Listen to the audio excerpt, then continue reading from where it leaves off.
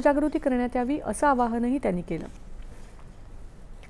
Bharat Ratna doctor Babasaheb Ambedkar यांच्या Indu mill Dadar इथल्या स्मारकाचं काम दर्जेदार पद्धतीनं आणि निर्धारित कालावधीत पूर्ण करावं।